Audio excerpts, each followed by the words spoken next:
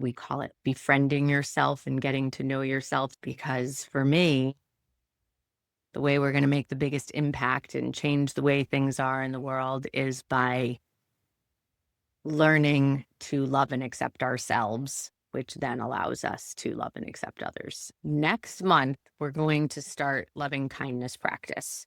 We've been working up to that. We've been learning to stabilize our minds so that when we get to loving kindness practice, we have the techniques to keep our minds focused on what we want them to focus on, which is going to be this loving kindness practice.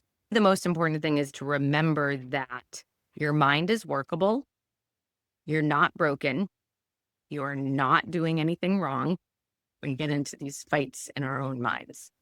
And really reflecting on why you're practicing. That's why the intention is so important. Writing down when you feel the motivation to practice, when you're like getting this thing in your head of, I'm going to do this every day. Writing down, what is my intention? If you're brushing your teeth, you don't go, behold, I am about to brush my teeth.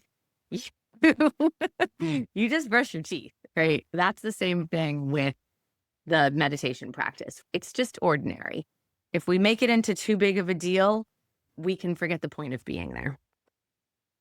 So there's this sense in our minds, this fear of being present, and that fear of being present will cause us to avoid and become drowsy. So we want to follow this story. Trungpa Rinpoche calls it the Rockefeller syndrome, which is like we're sitting there with our big plans and our big dreams, and we're going to do these things, or we have big regrets. Walking is a great antidote for both sleepiness and the wild mind. Just knowing that these things will happen and that they're normal and that they're not something to beat yourself up over. People can actually become addicted to that feeling, and they'll go to their cushion seeking out this like blissed out sense. And that, in the beginning, we talked about that meditation is not a selfish activity.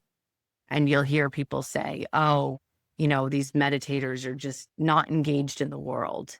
And that's a thing that can happen if you let yourself into that addiction. If we're not doing self-care, which is what our practices are doing for us, then we don't have the strength to go out into the world and do the work that we need to do.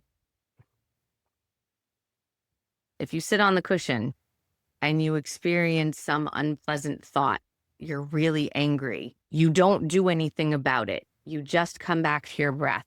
And I called my father and I was like, I don't know what to do. I don't even know how to walk through this. This emotion is so intense. And he said, just do walking meditation and get home.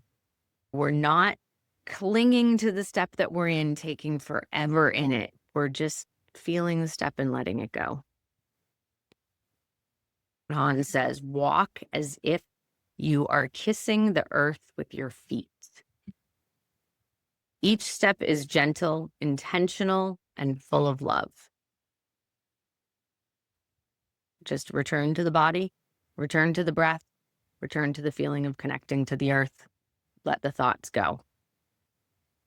Each step is a miracle.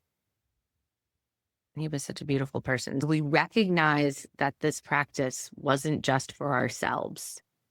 We dedicate the energy by extending it outward, like a ripple, with the wish that it benefits others. It eases suffering or contributes to collective well-being. It's like planting a tree. You may never sit in its shade, but we trust that someone will.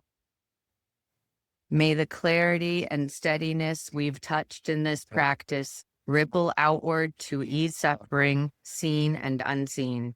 May the peace we nurture here take root in our families, our communities, and in places that ache for healing.